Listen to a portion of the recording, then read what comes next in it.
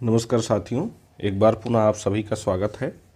देखिए, कल हमने आप लोगों को बजट करवाया था। आज हम केंद्रीय आर्थिक समीक्षा लेकर आपके सामने उपस्थित हैं। हम यूपी का बजट सबसे पहले करवाए थे, ठीक है। उसके बाद हमने जो है केंद्र का बजट करवाया और अब हम केंद्र की ही आर्थिक समीक्षा आपके सामने लेके उपस्थित हैं।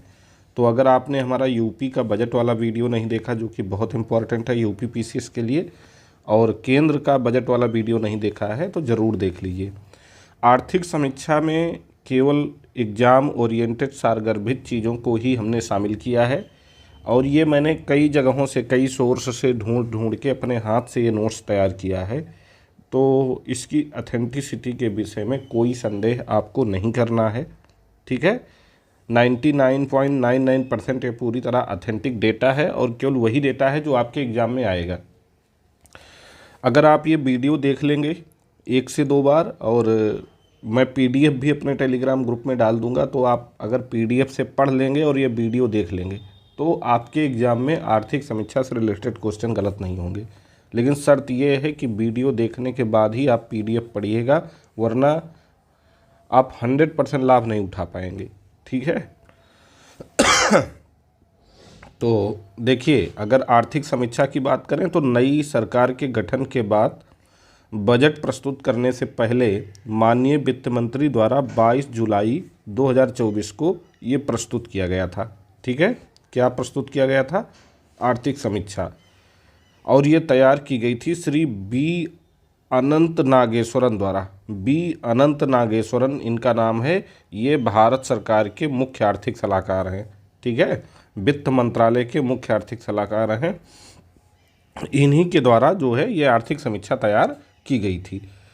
अगर आर्थिक समीक्षा के हिसाब से देखें तो वर्तमान मूल्यों पर समग्र जो जीबीए में हिस्सेदारी है, ठीक है, कृषि क्षेत्र की हिस्सेदारी 17.7% है। ये सीधे आपके यूपी पीसीएस में पूछा जा सकता है, वेरी इंपॉर्टेंट लाइन है। उद्योग क्षेत्र की हिस्सेदारी 27.6% है। ये भी आपके यूपी पीसीएस में आने वाला क्वेश्चन है, ठीक है। और सेवा क्षेत्र की हिस्सेदारी 54.7% है। ये भी आपके यूपी पीसीएस में आने वाला क्वेश्चन है और सबसे बड़ा क्वेश्चन है। पूछ लेगा कि भारतीय अर्थव्यवस्था के विकास में कौन सा सेक्टर, कौन सा क्षेत्र सर्वाधिक योगदान देता है, तो वो सेक्टर होगा सेवा क्षेत्र, ठीक है। वो सेक्टर होगा सेवा क्षेत्र। कितना योगदान देता है? 54.7% का योगदान देता है। कृषि क्षेत्र की हिस्सेदारी कितनी है? तो 17.7% है। उद्योग क्षेत्र की हिस्सेदारी कितनी है? 27.6% है। मौजूदा डॉलर मापदंड के अनुसार भारतीय अर्थव्यवस्था का विश्व में कौन सा स्थान है? अगर ये पूछ लिया जाएगा तो 5वां स्थान है।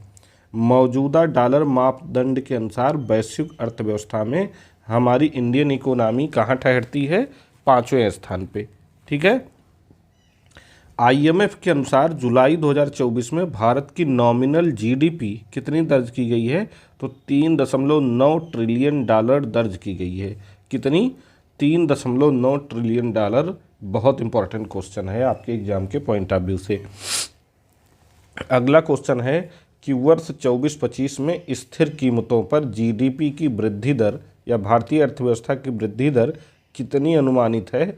तो ये 6.5 से 7% अनुमानित है, जो कि फरवरी में प्रस्तुत किए गए अंतिम अनुमान में 8.2% अनुमानित थी।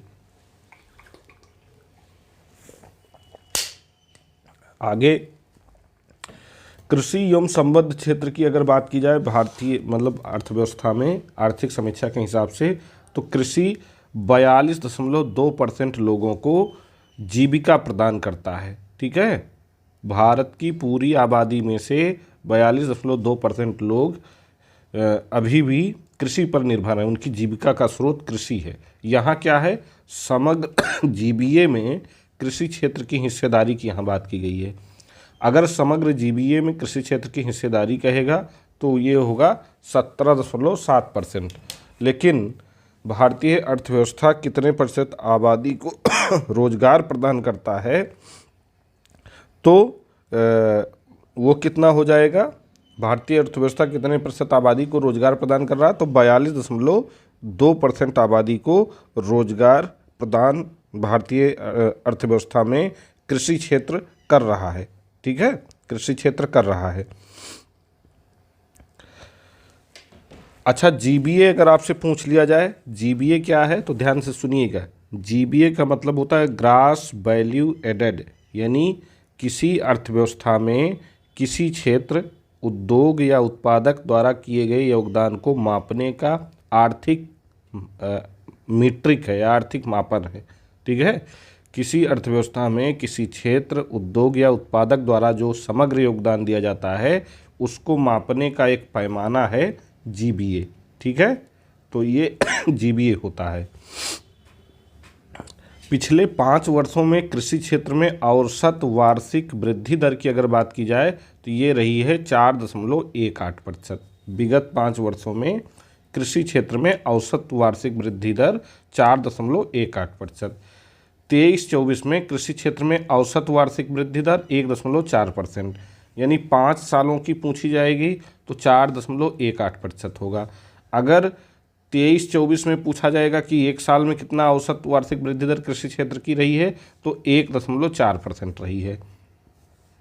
वर्ष 22-23 में वर्तमान मूल्यों पर कृषि जीबीए में विभिन्न क्षेत्रों की हिस्सेदारी कितनी रही? ठीक है, देखिए कृषि के अंतर्गत क्या क्या आता है। कृषि के अंतर्गत फसल आएगा, पशुधन आएगा, मत्स्य आएगा, वानिकी आएगा। तो इन सब की अलग अलग हिस्सेदारी क्या रही है? तो सबसे बड़ी हिस्सेदारी फसल क्षेत्र की रही है, जो कि है 55.28%। उसके बाद दूसरी हिस्सेदारी पशुधन की रही है, जो रही है 30.23%। तीसरी हिस्सेदारी मत्स्यन की रही है, जो रही है 7.25%। और अगली हिस्सेदारी वानिकी की रही है 7.24%। तो कृषि के समग्र जीबीए में या कृषि जीबीए में विभिन्न क्षेत्रों के हिस्सेदारी में सबसे ज़्यादा हिस्सेदारी 55.28% के साथ कृषि क्षेत्र की फसल क्षेत्र की बनी हुई है। ठीक है, फसल क्षेत्र की बनी हुई है। ये क्लियर हो गया। कुल जीबीए में कृषि एवं संबद्ध क्षेत्रों का हिस्सा 22-23 में कितना रहा है? देखिए, कृषि जीबीए में विभिन्न क्षेत्र का हिस्सा यहाँ देखा गया। अब जो देश का कुल जीबीए है उसमें कृषि एवं संबद्ध क्षेत्रों का हिस्सा कितना, ये देखेंगे। कृषि, वानिकी और मत्स्यन का हिस्सा 18.2% रहा है। पशुधन जिसमें से 5.5% रहा है। फसलें 10.1% रही हैं। ठीक है, अगर कुल जीबीए में कृषि एवं संबद्ध क्षेत्रों का हिस्सा देखेंगे तो फसलें 10.1%, लेकिन अगर कृषि जीबीए में फसल का हिस्सा देखेंगे तो 55.28% होगा। ये हमको ध्यान में अपने रखना है। फसल क्षेत्र का सबसे ज़्यादा है 10.1%। ठीक है, कुल जीबीए में क्या है यहाँ लाइन, कुल जीबीए में कृषि एवं संबद्ध क्षेत्रों के हिस्सा जो रहा है उसमें कृषि, वानिकी एवं मत्स्यन का टोटल जो 18.2% रहा है, उसमें से फसलों का हिस्सा 10.1% रहा है। ये हमको ध्यान रखना है। ठीक है, तो अब देखिए अगर इसको आप जोड़ लोगे 10, 5, 15, 1, 16, 1, 17 मतलब लगभग 18.2% बनेगा। तो उसी की यहाँ बात की जा रही है कि कुल जीबीए में जो कृषि एवं संबद्ध क्षेत्रों का हिस्सा है, कुल जीबीए में कृषि एवं संबद्ध क्षेत्रों का हिस्सा कितना है? तो कुल जीबीए में कृषि एवं संबद्ध क्षेत्रों का हिस्सा कितना है, आप बताइए। ऊपर बताया गया। तो कुल जीबीए में कृषि एवं संबद्ध क्षेत्र का हिस्सा कितना रहा है? 17.7%। ठीक है, 17.7%। अब जो वो 17.7% रहा है कुल जीबीए में, उसमें फसल क्षेत्र रहा 55.28%। ठीक है, अब अगर कुल जीबीए जो 17.7% था उसमें कृषि एवं संबद्ध क्षेत्रों का हिस्सा जो 22-23 में था उसमें कृषि, वानिकी, मत्स्यन सबको शामिल कर लेते थे तो 18.2% आता था। उसमें से फसलें 10.1% हो रही हैं। अब आपको समझ में आ गया होगा। चावल, गेहूं, कपास, गन्ना सहित भारत का खाद्यान्न फसलों के उत्पादन में विश्व में दूसरा स्थान है। यानी कि भारत चावल के उत्पादन में दूसरे स्थान पे है, इसमें चीन पहले पे है। गेहूं में भी दूसरे पे है, इसमें भी चाइना पहले पे है। कपास में भी भारत दूसरे पे है, ठीक है, इसमें भी चाइना पहले पे है, चीन पहले पे है, ठीक। लेकिन अब शायद कपास में भारत पहले पे संभवतः आ गया, मैंने कहीं पढ़ा था, इसको थोड़ा सा ध्यान दीजिएगा, देख लीजिएगा। हमने जो आर्थिकी का डेटा दिया है उसमें आप देख सकते हैं, ठीक है। हालांकि आर्थिक समीक्षा के हिसाब से अगर पूछा जाएगा तो कपास में भी पहले पे चीन ही आएगा, भारत दूसरे पे माना जाएगा। गन्ना उत्पादन में पहले पे ब्राज़ील है, दूसरे पे हमारा इंडिया है। दूध, दाल, मसाला आदि के उत्पादन में पहले स्थान पे भारत है, ठीक है। चावल, गेहूं, कपास, गन्ना आदि के उत्पादन में भारत दूसरे स्थान पे है। दूध, दाल, मसाला उत्पादन में भारत पहले स्थान पे है, ठीक। आर्थिक समीक्षा 23-24 के अनुसार खाद्यान्न उत्पादन भारत में कितना रहा है 22-23 में, तो 329.7 मिलियन टन रहा है। 329.7 मिलियन टन, ठीक है। कितना रहा है? 329.7 मिलियन टन। कपास उत्पादन में अग्रणी देश, आपको मैं क्लियर करके बता दूं, मेरे दिमाग में चल ही रहा है तो, ठीक है। अग्रणी देश कपास उत्पादन में, देखिए कपास उत्पादन में इस समय जो है भारत पहले स्थान पे है, ठीक है, और दूसरे पे चीन है। दूसरा कपास उत्पादक देश चाइना बना है इस समय, लेकिन आर्थिक समीक्षा में कपास उत्पादन में पहले स्थान पे जो है, कपास उत्पादन में आर्थिक समीक्षा में भारत को दूसरे स्थान पे बताया गया है। ये विशेष तौर पे ध्यान रखिएगा।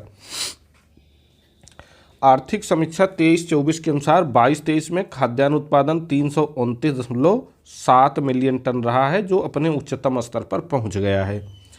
वर्ष 23-24 के थर्ड एई में खाद्यान्न उत्पादन 328.9 मिलियन टन रहा है, ठीक है, ध्यान रखिए। आर्थिक समीक्षा 23-24 के अनुसार 22-23 में खाद्यान्न उत्पादन 329.7 मिलियन टन था, ठीक है, नंबर 1 पॉइंट। नंबर 2 पॉइंट, वर्ष 2023-24 के तीसरे अनुमान के अनुसार, तीसरे अनंतिम अनुमान के साथ मतलब अनुसार 328.9 मिलियन टन रहा है, ठीक है। तो जब 22-23 में पूछेगा, 22-23 में पूछेगा तो हम बताएंगे 329.7 मिलियन टन। जब 23-24 में पूछेगा तो हम बताएंगे 328.9 मिलियन टन, ठीक है। दोनों चीज़ें आर्थिक समीक्षा में ही मेंशन की गई हैं, इसलिए ध्यान रखिएगा। 329.7 22-23 में रहा है और 23-24 में 328.9 रहा है। तिलहन क्षेत्रफल रहा है भारत का 30.8 मिलियन हेक्टेयर। 2014-15 की तुलना में 17.5% तिलहन क्षेत्र में वृद्धि दर्ज की गई है। आयातित खाद्य तेल हम कितना आयात करते हैं? 57.3% हम आयात करते हैं। 14-15 की तुलना में 63.2% की इसमें वृद्धि हुई है, ठीक है। लगभग 89.4% परिवारों के पास 2 हेक्टेयर से कम भूमि है। ध्यान रखिएगा ये पॉइंट, ये परीक्षा में डायरेक्ट आने वाला क्वेश्चन है, ठीक है। लगभग 89.4% परिवारों के पास 2 हेक्टेयर से भी कम भूमि है। इसका मतलब क्या हुआ कि भारतीय किसानों का एक बड़ा हिस्सा लघु और सीमांत किसानों का है, लघु तथा सीमांत किसानों का है, ठीक है। क्योंकि यहाँ दिखा रहा है कि 2 हेक्टेयर से कम भूमि 89.4% परिवारों के पास है। बैंकों द्वारा 31 जनवरी तक किसान क्रेडिट कार्ड कितने जारी किए गए हैं? 7.5 करोड़, 7.5 करोड़ KCC कार्ड जारी किए गए हैं। वेरी इंपॉर्टेंट क्वेश्चन, ये सब सीधे परीक्षा में आएंगे। 2020-21 में कुल सिंचाई कवरेज कितना हो गया है? 55%। GBA में कृषि एवं संबद्ध क्षेत्र की वृद्धि दर कितनी रही है? 4.7% 22-23 में, ठीक है। शीर्ष 2 सहकारी समितियों वाले राज्य महाराष्ट्र और उत्तर प्रदेश, यानी सहकारी समितियां सबसे ज़्यादा कहाँ पे हैं? महाराष्ट्र में हैं, उसके बाद यूपी में है, हम दूसरे स्थान पे हैं सहकारी समितियों के मामले में। वर्ष 22-23 तक जैविक कृषि के तहत लाया गया क्षेत्र कितना है? लगभग 60.05 लाख हेक्टेयर। कितना? 68.05 लाख हेक्टेयर। ठीक है, 68.05 लाख हेक्टेयर भूमि जो है लाई गई है जैविक कृषि के तहत 22-23 तक। डिजिटल कृषि मिशन 2021 से 25 तक जो चलाया गया है, इसका उद्देश्य क्या है? कृषि को आधुनिक बनाना। डिजिटल कृषि मिशन का उद्देश्य है कृषि को आधुनिक बनाना। डिजिटल कृषि मिशन के तहत ही जो भूमियों का डिजिटल भू अभिलेख तैयार किया जा रहा है, जो बजट में बताया गया कल, वो है। 9 फरवरी 2024 तक देश में कार्यशील कृषि स्टार्टअप की संख्या कितनी थी? 554 थी। वेरी इंपॉर्टेंट क्वेश्चन, जिसमें से 387 महिलाओं द्वारा चलाए जा रहे थे। 9 फरवरी 24 तक देश में कार्यशील स्टार्टअप 554, 387 महिलाओं द्वारा चलाए जा रहे थे। वर्ष 22-23 में मछली उत्पादन कितना रहा है? ये यूपी पीसीएस का संभावित क्वेश्चन है। जहाँ जहाँ मैं बोल रहा हूँ उसको जरूर याद कर लीजिए। 17.5 मिलियन टन। ठीक है, 17.54 मिलियन टन। वैश्विक उत्पादन का 8% हम मछली का उत्पादन कर रहे हैं इस समय। शीर्ष 3 मछली उत्पादक देश चीन, इंडोनेशिया और भारत, यानी मछली उत्पादन में हम तीसरे स्थान पे आ गए हैं। ठीक है, मछली उत्पादन में हम तीसरे स्थान पे आ गए हैं। भारतीय कृषि अनुसंधान परिषद ने विकसित की है 44 फसलों की 347 किस्में।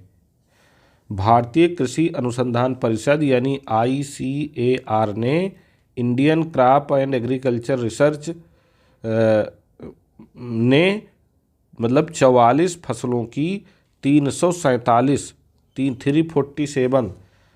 किस्में विकसित की हैं। ठीक है, किस्में विकसित की हैं, जिनमें बागवानी की 99, जैविक फोर्टिफाइड की 27 किस्में शामिल हैं। संगठित क्षेत्र के कुल रोजगार में खाद्य प्रसंस्करण क्षेत्र का योगदान 12.2% रहा है। भारत के कुल निर्यात में कृषि खाद्य निर्यात की हिस्सेदारी 11.7% रही है। वर्ष 23-24 में खाद्यान्न उत्पादन 328.9 मिलियन टन हुआ है। ठीक है, 23-24 में खाद्यान्न उत्पादन 328.9 मिलियन टन हुआ है। ये पहले भी बताया जा चुका है। वेरी इंपॉर्टेंट क्वेश्चन है, पूछ सकता है पेपर में। विनिर्माण जीबीए में खाद्य प्रसंस्करण उद्योग की हिस्सेदारी 7.66% है। अब हम आ जाते हैं, कृषि क्षेत्र हमने देख लिया, औद्योगिक क्षेत्र पे। वर्ष 23-24 में आर्थिक वृद्धि औद्योगिक क्षेत्र की 8.2% रही। औद्योगिक वृद्धि 9.5%। ध्यान रखिएगा, भारत की आर्थिक वृद्धि 23-24 में कितनी रही? 8.2%। भारत की आर्थिक वृद्धि 24-25 में आकलित कितनी की गई है? 24-25 में 6.5 से 7%। ठीक, 6.5 से 7%। और जो 8.2% औद्योगिक वृद्धि दर रही, आर्थिक वृद्धि दर भारत की रही, उसमें औद्योगिक क्षेत्र का योगदान 9.5% रहा। औद्योगिक वृद्धि दर 9.5% रही। ठीक है, वर्ष 23 में वर्तमान मूल्यों पर कुल जीबीए में विनिर्माण क्षेत्र की हिस्सेदारी 14.3% रही। स्थिर मूल्य पर 16.9% रही। चालू मूल्य पर 14.3%, स्थिर मूल्य पर 16.9%। सीमेंट उत्पादन में भारत का स्थान दूसरा है, पहला किसका है? चीन का है। विनिर्माण क्षेत्र के समस्त इनपुट में सीमेंट का योगदान 11% का है। ठीक है, इंपॉर्टेंट है ये। और लोहा तथा इस्पात का योगदान 47%, 2.8% हम लोहा और इस्पात आयात कर रहे हैं। भारत की प्राथमिक वाणिज्यिक ऊर्जा में कोयले का योगदान 55%। सीधे तौर पे पेपर में छपने वाला क्वेश्चन इसको मान सकते हैं आप। ठीक है, यूपी पीसीएस में सीधे तौर पे आने वाला क्वेश्चन ये है कि कोयला क्षेत्र का योगदान प्राथमिक वाणिज्यिक ऊर्जा में 55% का रहा है। कुल विद्युत उत्पादन में कोयले से उत्पादित विद्युत का योगदान 70% है। ये भी क्वेश्चन उतना ही इम्पोर्टेंट है यूपी पीसीएस और बिहार पीसीएस के लिए। कुल विद्युत उत्पादन में कोयले से उत्पादित विद्युत का योगदान 70%। कोयले में प्रतिशत वृद्धि की बात की जाए तो उत्पादन में हमने 11.7% की वृद्धि की है, खपत में 10.7% की वृद्धि की है, आयात हमारा 9.8% रहा है। भारत का दवा बाजार मात्रा की दृष्टि से विश्व में तीसरा स्थान रखता है। इम्पॉर्टेंट पॉइंट, भारत विश्व के कुल जेनेरिक दवा निर्यात में 20% का योगदान देता है। वस्त्र उद्योग विनिर्माण जीबीए का 10.6% रहा है। कपड़ा निर्माण में भारत की रैंक दूसरी है, ठीक है, और निर्यात में पांचवी है। ध्यान रखिएगा, कपड़े के निर्माण में भारत की रैंक विश्व में दूसरी है, निर्यात में हम पांचवा स्थान रखते हैं। 31 मार्च 2023 तक केंद्रीय सार्वजनिक क्षेत्र उद्यम प्रचालन में थे। 31 मार्च 23 तक केंद्रीय सार्वजनिक क्षेत्र के जो उद्यम प्रचालन में थे उनकी संख्या 254 थी, जिसमें सेवा क्षेत्र से 66% थे, अन्य 34% थे। भारत फुट बियर उत्पादन में दूसरा स्थान पूरी दुनिया में रखता है, पहला चाइना रखता है। ठीक, कुल जीबीए में उद्योग और उसके घटकों का हिस्सा अगर स्थिर मूल्यों पर देखा जाए तो उद्योग का हिस्सा 30.9% टोटल रहा है कुल जीबीए में, 30.9%, जिसमें से खनन 2.1%, विनिर्माण 17.3%, निर्माण 9% और अन्य 2.4% रहा है। यानी सबसे ज़्यादा भागीदारी 17.3% जो है उद्योगों में विनिर्माण उद्योग की रही है। स्थिर मूल्य पर उद्योग क्षेत्र में प्रतिशत वृद्धि कितनी दर्ज की गई है? 9.5%। ठीक है, स्थिर मूल्य पर उद्योग क्षेत्र में प्रतिशत वृद्धि 9.5% दर्ज की गई है। ये ऊपर भी आपको बताया जा चुका है, जब ये बताया गया कि 23-24 में भारत की वृद्धि दर कितनी रही? 8% रही। अभी देखिए ऊपर दिखा रहे हैं, ये 8.2% थी और औद्योगिक वृद्धि दर 9.5% थी। ठीक है, तो बार बार डेटा रिपीट हो रहा है, इसको याद रखिएगा। अगर ये पूछ लिया जाए कि विनिर्माण क्षेत्र में प्रत्यक्ष विदेशी निवेश कितना हुआ है, तो आरबीआई के अनुसार देश में कुल प्रत्यक्ष विदेशी निवेश 44.4 बिलियन डॉलर का हुआ है 2023-24 में। कुल प्रत्यक्ष विदेशी निवेश में विनिर्माण क्षेत्र की हिस्सेदारी 20.9% रही है, 9.3 बिलियन डॉलर। ठीक है, कुल प्रत्यक्ष विदेशी निवेश में विनिर्माण क्षेत्र की हिस्सेदारी 20.9%। इंपॉर्टेंट लाइन है।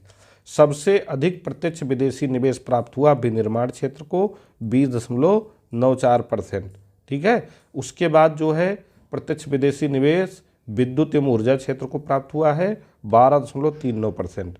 अगर एफडीआई अंतर प्रवाह की बात की जाए तो भारत को एफडीआई अंतर प्रवाह करने वाले 5 देश कौन कौन से हैं, तो इसमें पहले स्थान पे सिंगापुर आएगा 26.58% के साथ शीर्ष पर। उसके बाद मॉरिशस है 18.01%। उसके बाद यूएसए है 11.26%। उसके बाद नीदरलैंड है 11.03%। उसके बाद जापान है 7.21%।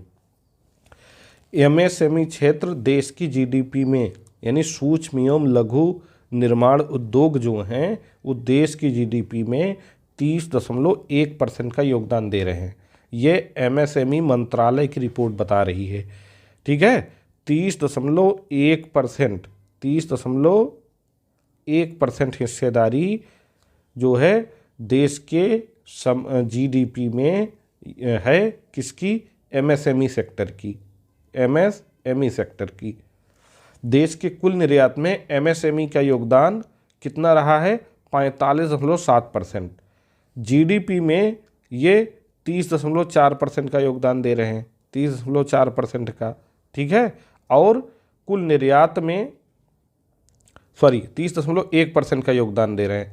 ठीक है, 30.1% और एमएसएमई सेक्टर, और निर्यात में 45.7% का योगदान दे रहा है। देश के औद्योगिक उद्यमों में एमएसएमई का योगदान 97% रहा है। जुलाई 2024 तक पंजीकृत एमएसएमई की कुल संख्या 4.69 करोड़ रही है। Important question, UP PCS, Bihar PCS में आने वाला क्वेश्चन। ठीक है, जुलाई 24 तक पंजीकृत एमएसएमई की कुल संख्या 4.69 करोड़ रही है। उत्पादन आधारित जो प्रोत्साहन योजना जिसको हम पीएलआई कहते हैं, कब प्रारंभ की गई थी? तो ये योजना प्रारंभ की गई थी 2020 में। पीएलआई योजना शुरू की गई थी 2020 में। पीएलआई योजना के तहत 23-24 में कुल निवेश कितना हुआ है? 1.28 लाख करोड़ से अधिक का। पीएलआई के तहत निर्यात में वृद्धि 4 लाख करोड़ रुपए की हुई है। पीएलआई के तहत रोजगार का सृजन 8.5 लाख का हुआ है। ठीक है, 23-24 में औद्योगिक विकास दर 9.5% ऊपर बताया जा चुका है। वित्त वर्ष 23-24 में कुल कोयला उत्पादन 997.2 मिलियन टन रहा है। कितना? 997.2 मिलियन टन। कोयला उत्पादन में हम कौन से स्थान पे हैं? तो कोयला उत्पादन में हम चाइना के बाद दूसरे स्थान पे हैं। ठीक है, आगे देखिए। मार्च 24 तक मान्यता प्राप्त स्टार्टअप की संख्या 1.25 लाख। ठीक है, मार्च 24 तक मान्यता प्राप्त स्टार्टअप की संख्या 1.25 लाख रही है। कितनी रही है? 1.25 लाख। ठीक, सेवा क्षेत्र पे हम आ जाते हैं। ये तो औद्योगिक क्षेत्र हो गया कि वर्ष 23-24 में सेवाओं में सकल मूल्य वृद्धि दर कितनी दर्ज की गई है? 7.6%। समग्र जीबीए में सेवा क्षेत्र की हिस्सेदारी 54.7%, जो कि सबसे अधिक है। 23-24 में भारत के समग्र जीबीए में सेवा क्षेत्र का योगदान 86.7 लाख करोड़ का रहा है। 23-24 में सकल जीएसटी संग्रह 20.18 लाख करोड़ का हुआ है। ठीक है, कितने का? 20.18 लाख करोड़ का, जो जिसमें 11.7% की वृद्धि दर्ज की गई है। कुल सक्रिय कंपनियों में सेवा क्षेत्र की कंपनियों की हिस्सेदारी 65%, जो सर्वाधिक है।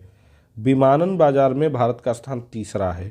WEF के यात्रा और पर्यटन सूचकांक में भारत का स्थान 39वां रहा है। ठीक है, यात्रा और पर्यटन सूचकांक WEF वर्ल्ड इकोनॉमिक फोरम जारी करेगा और उसके हिसाब से हम 39वें स्थान पर रहे हैं। विगत वर्ष की तुलना में पर्यटक आगमन में 43.5% की वृद्धि दर्ज की गई है। IT सेवाओं में कुल जीबीए की हिस्सेदारी 5 IT सेवाओं की कुल जीबीए में हिस्सेदारी 5.9% की रही है। भारत में 2023 में प्रौद्योगिकी स्टार्टअप की संख्या की बात करें तो 31,000 रही है। भारत का टेक स्टार्टअप इकोसिस्टम विश्व में तीसरे स्थान पे है, जिसमें सबसे ज़्यादा 16% का योगदान एडटेक देता है। एडटेक, ठीक है, एडटेक स्टार्टअप।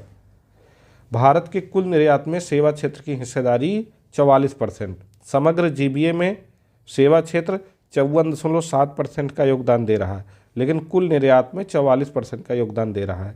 अंकटाड के अनुसार भारत का कुल FDI 28 अरब डॉलर रहा है, जो 15वां स्थान है विश्व में। ठीक है, अंकटाड की रिपोर्ट ये है। अब वैदेशिक क्षेत्र में देख लेते हैं। विश्व वस्तुगत निर्यात में भारत की हिस्सेदारी 1.8% रही है। विश्व वाणिज्यिक सेवाओं के निर्यात में भारत की हिस्सेदारी 4.4% रही है। विश्व वस्तुगत एवं सेवागत निर्यात में भारत की हिस्सेदारी 2.4% रही है।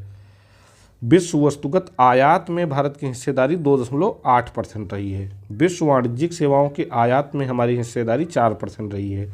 विश्व वस्तु और सेवागत आयात में हमारी हिस्सेदारी 3% रही है। ठीक है, वस्तुगत निर्यात में भारत का स्थान 18वां है। वस्तुगत आयात में भारत का स्थान 9वां है। सेवा निर्यात में भारत की हिस्सेदारी 7वीं है और सेवा आयात में भारत की हिस्सेदारी 8वीं है। अगर शीर्ष प्रेषण प्राप्तकर्ता राष्ट्रों की सूची देखी जाए तो उसमें हम पहले स्थान पे हैं। जो विदेशी धन विदेशी प्रवासी भारतीयों से सबसे ज़्यादा जो प्रेषण प्राप्त करता है वो भारत प्राप्त करता है 120 बिलियन डॉलर। ध्यान रहिए, ये आर्थिक समीक्षा के अनुसार है। मैक्सिको से फिर दूसरा देश मैक्सिको है 66 billion dollar, China 50 billion dollar, फिर फिलीपींस 39 बिलियन डॉलर और फिर पाकिस्तान 27 बिलियन डॉलर। यानी शीर्ष प्रेषण प्राप्तकर्ता देशों की सूची में 120 बिलियन डॉलर के साथ हम पहले स्थान पे हैं, जिसमें मैक्सिको दूसरे, चाइना तीसरे, फिलीपींस चौथे और पाकिस्तान 5वें स्थान पे है।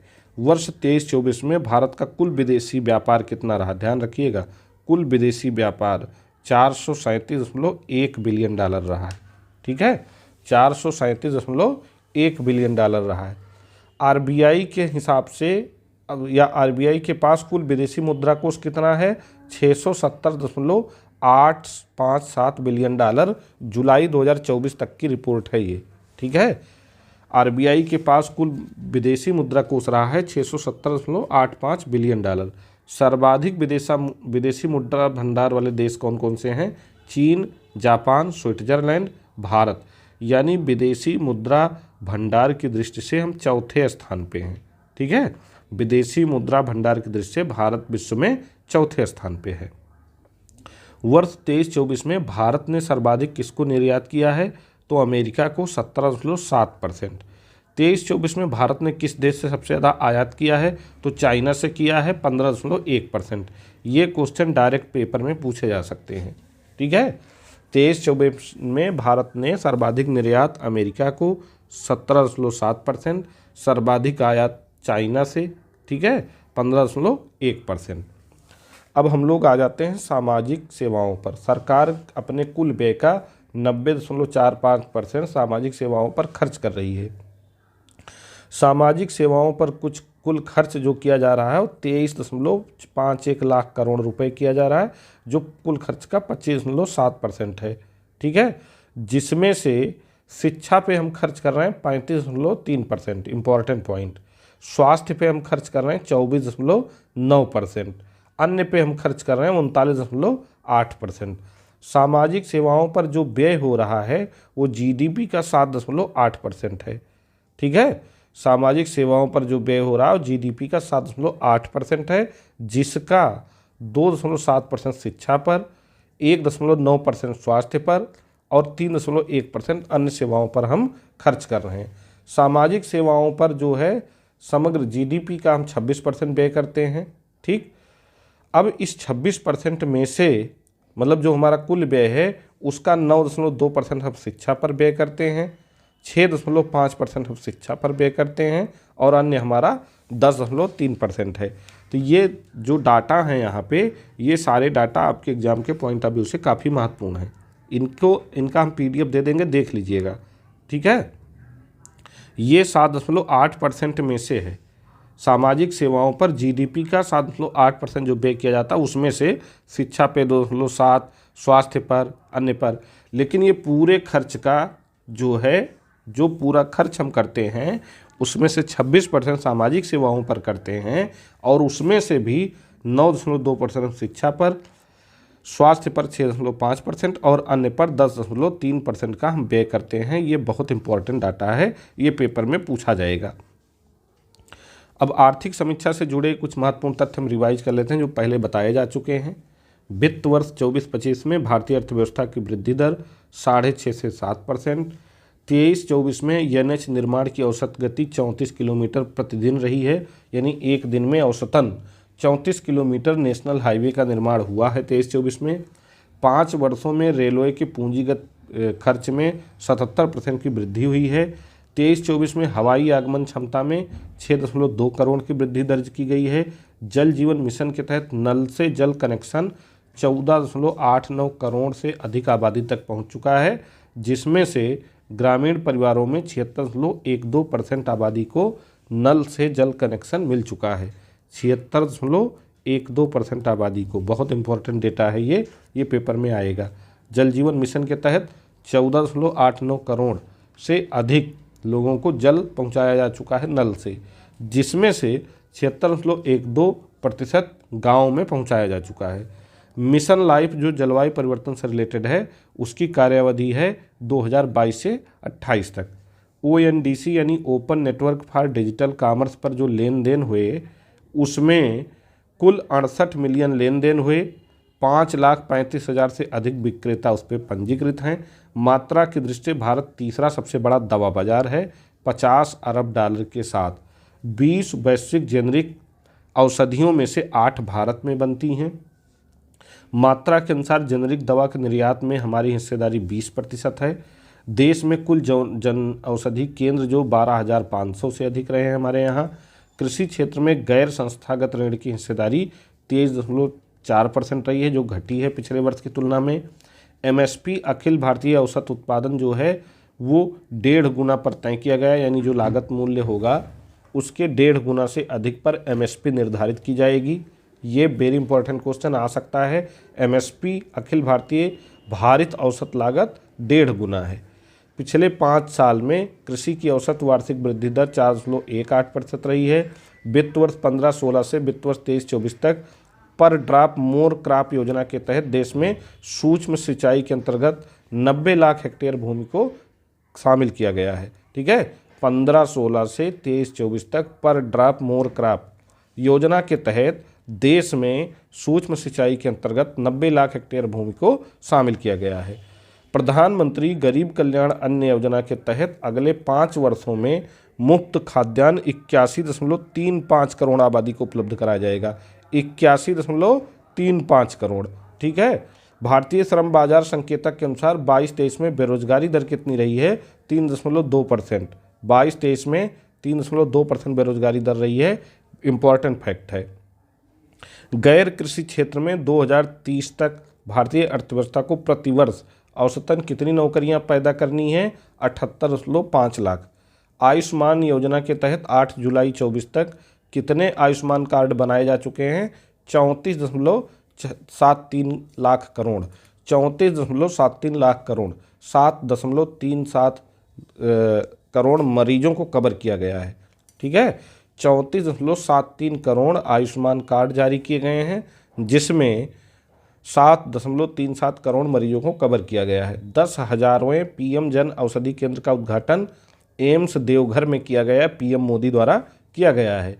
वित्त वर्ष 23-24 में स्वास्थ्य पर जीडीपी का कितना खर्च किया जाता है? 1.9%। डायरेक्ट आने वाला क्वेश्चन। 1.9% हम स्वास्थ्य पर अपनी जीडीपी का खर्च कर रहे हैं इस समय। भारत की ऊर्जा ज़रूरतें 2045 तक 2 से 2.5 गुना बढ़ जाएंगी। सरकार ने हरित बांड 16,000 तथा 20,000 के जारी किए जनवरी और अक्टूबर 2023 में। भारत में 30 अप्रैल 24 तक कुल कितने गीगावाट की सौर ऊर्जा क्षमता स्थापित की जा चुकी है? 82.64 गीगावाट। ठीक है, 30 अप्रैल 24 तक 82.64 गीगावाट सौर ऊर्जा क्षमता स्थापित की जा चुकी है। वर्ष 2019 में भारत की जीडीपी में उत्सर्जन तीव्रता में कमी 33% की आई है 2005 के मुकाबले। ध्यान रखिएगा। ठीक है, 2005 के मुकाबले 33% की कमी दर्ज की गई है। स्थापित बिजली क्षमता में गैर जीवाश्म स्रोतों की हिस्सेदारी 45.4% रही है। 45.4% गैर जीवाश्म स्रोतों की हिस्सेदारी। गैर जीवाश्म स्रोत क्या होते हैं, आप कमेंट कीजिएगा। अप्रैल 24 तक पीएम सूर्य घर योजना के तहत जो है रूफ स्टाफ सोलर पैनल के माध्यम से 30 गीगावाट सौर क्षमता जोड़ी गई है। 30 गीगावाट।